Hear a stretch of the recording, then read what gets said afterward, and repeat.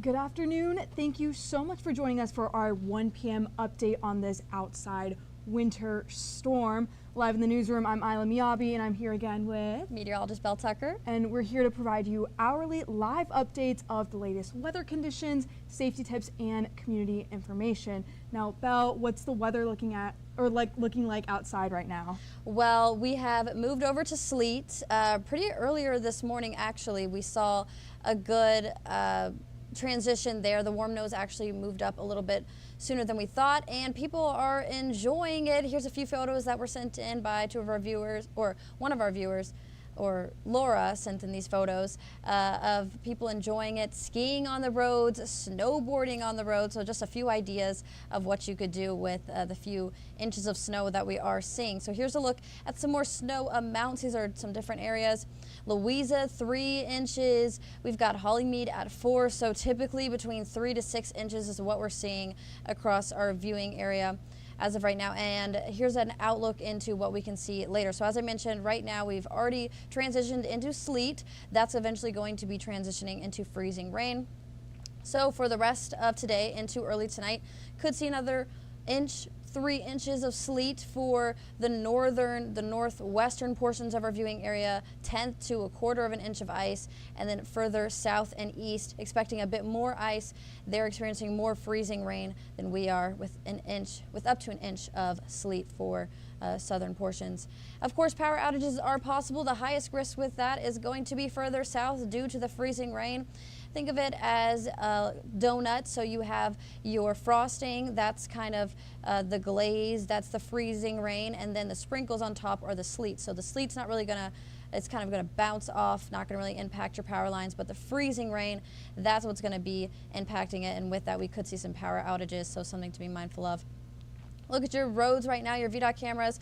Do see some plows right there on I-81. A few cars still. I-81 Harrisonburg got a car passing through, but definitely still want to be cautious and don't want to head out if you don't have to. Make sure that you're being extra safe. Again, this is what I was talking about while we are at sleet. As of right now, we've got that warm nose dipping into our area.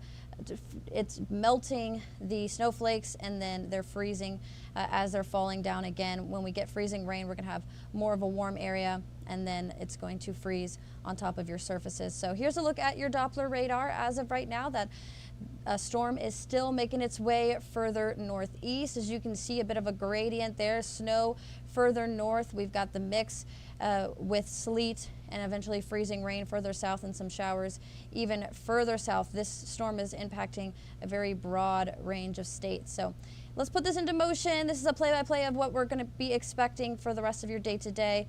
Again, we've got the sleet passing through, eventually turning into freezing rain. Looks like it's going to start to head out around 6 p.m., eventually making its way off to the coast, and then by later tonight should be dry. Still going to be cold, and it's still going to be dangerous. So still want to take those precautions. Your winter storm warning does last until 1 a.m. tonight.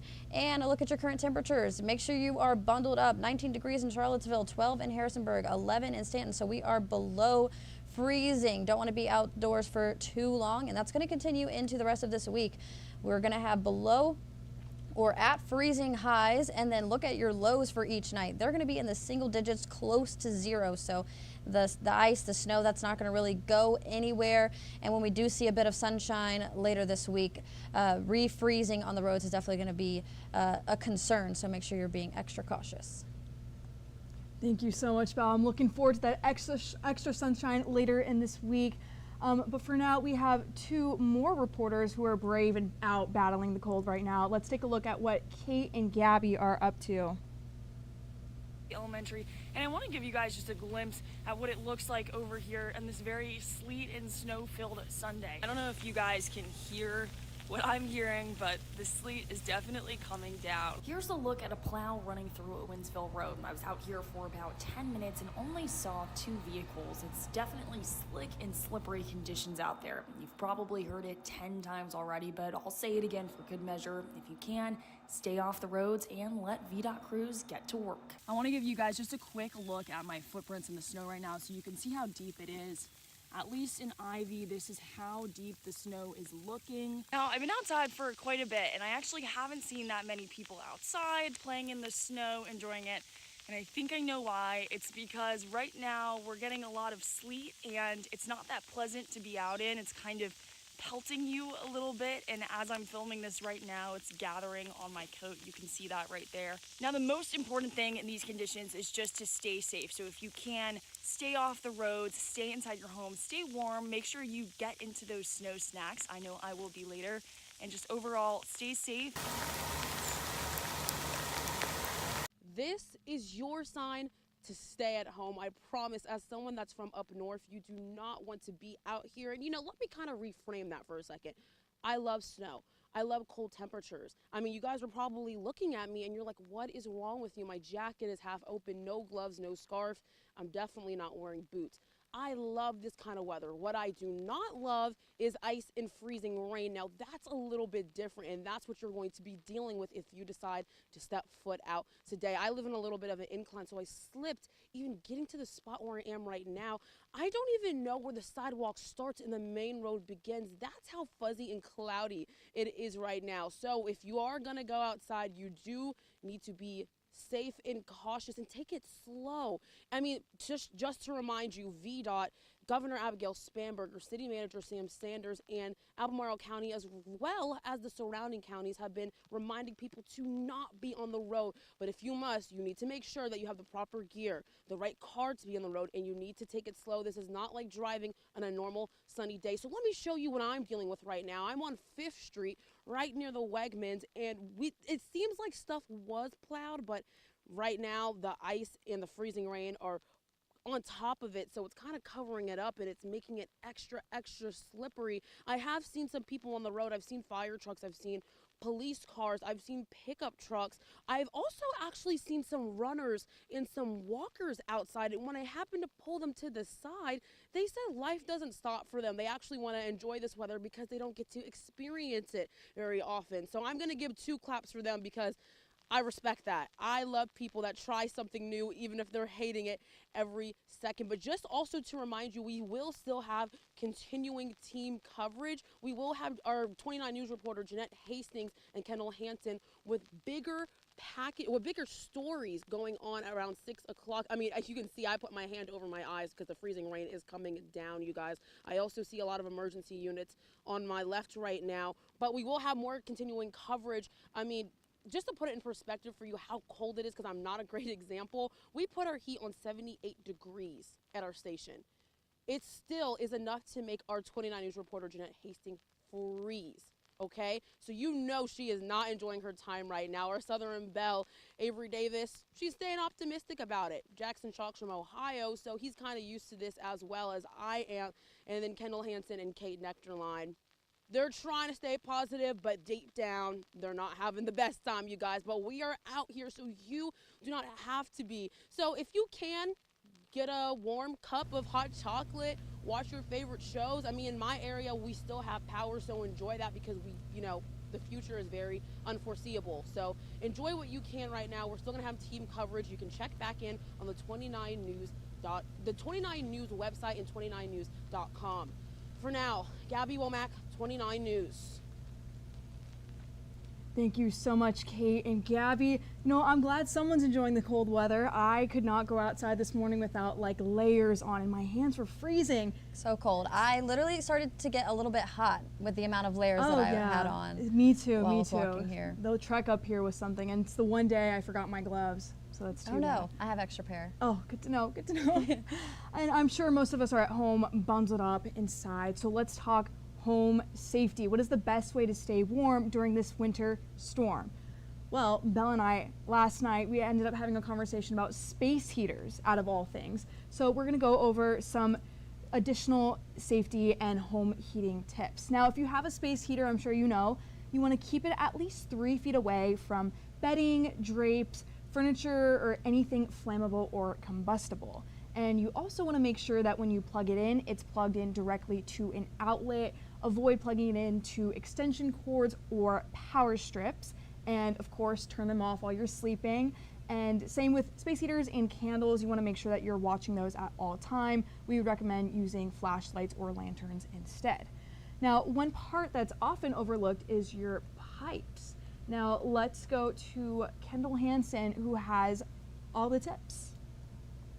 More than 20,000 insurance claims from 2024 to 2025, State Farm data shows, were from frozen pipes, as freezing temperatures can lead to plumbing bursts and damage. Because we're looking at temperatures that are extremely low, people will have pipes that have never frozen before, even if they've lived in the house for a long time. Matt Wilkinson is president of Beck Cohen, a heating, cooling, plumbing, and electric services company. He says at this time of year, pipe bursts are typical. The pipes freeze and they burst. Obviously, you want to shut off the water as quickly as you can, because the aftermath can be kind of catastrophic for a lot of people. It's not so much for fixing the plumbing as it is fixing the damage. Damages that State Farm says often exceed $30,000. Preventing freezing, Wilkinson says, can mean leaving faucets dripping and cabinets open to keep heat circulating. When bursts happen, he says shutting off the source is the best way to prevent further harm. Know where your shutoffs are. If you see water stop moving, get it shut off. Kendall Hansen, 29 News. Thanks so much, Kendall. So let's go over some additional frozen pipe prevention tips. So if you have any outdoor hoses, make sure you remove and drain those and store them safely inside. And it also helps, I didn't know this, but adding insulation to attics, basements, and crawl spaces because it helps maintain higher temperatures. And also opening up your cabinets just so that warm air can circulate through the plumbing systems. And I guess you want to conserve heat as much as possible, so avoid unnecessary opening and closing of windows, and keep your house heated to a minimum of 65 degrees. And you also want to make sure you check out the main water shutoff location in your home. And then another thing, I know a lot of us are probably prepared to use our generators just in case the power goes out, which really hope it doesn't. But here's some few things to know. So if there is a power outage, you want to make sure that you unplug your electronics and get everyone in one room so you can keep your candles in there and the body heat can warm you up. And if you are going to operate a portable generator, make sure it's at least 20 feet outside. And you want to keep everyone away from keep it away from doors, windows, and vents. And again, make sure along with your smoke detectors that your carbon monoxide detector is working properly. It's a danger that a lot of us don't think about until it's too late.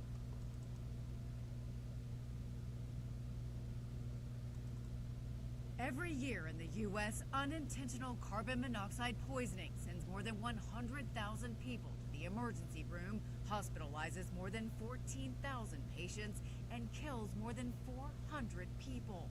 A lot of the symptoms of the early start to carbon monoxide exposure can mimic some of the cold and flu-like symptoms. Dr. Jason Milk with Cleveland Clinic says that adds to the challenge of identifying when carbon monoxide is making a person sick. The most common symptoms of poisoning are headache, dizziness, weakness, upset stomach, vomiting, chest pain, and confusion. The emergency departments have ability of how to measure your carbon monoxide levels, and the antidote for carbon monoxide exposure is eliminating the source, meaning getting away from the risk, and then oxygen is the therapy. Reduce risk of exposure by using a carbon monoxide detector that will alert when there's a danger. The CDC also says to never use a generator inside your home or garage, even if doors and windows are open. Only use them outside, more than 20 feet away from windows, doors, and vents, and never heat your home with a gas oven. Don't run your vehicle inside a garage that's attached to a house, even when the garage door is open. For a detached garage, open the door to let in fresh air when running a car. If you have multiple family members, everyone in the home has all the same symptoms. It may be that carbon monoxide is the common denominator as to why everyone doesn't feel good. For Health Minute, I'm Mandy Gaither. I feel like I always get my fire alarms checked, but I always overlook the carbon monoxide detector, so that's definitely good to know. Definitely. Yeah. And we just want to remind you all, for all information on closings and delays, make sure you check out our website at 29news.com. Now let's take a quick look at what's going on outside. You can see, again, northbound Barracks Road, there isn't a lot going on, which is good. That means it's going to be a lot easier for first responders to get through if needed. And if we take a look outside, it's also very quiet. We have one brave soul who's out there. But other than that, yeah, it's definitely nice to stay inside, everybody. And we just want to remind you guys that if you have any questions that you want us to answer, or additional information, that you can always reach out to us. And again, we would love to see your snow pictures and videos. Thank you so much. For 29 News, I'm Isla Miyabi. I'm Belle Tucker. Thank you.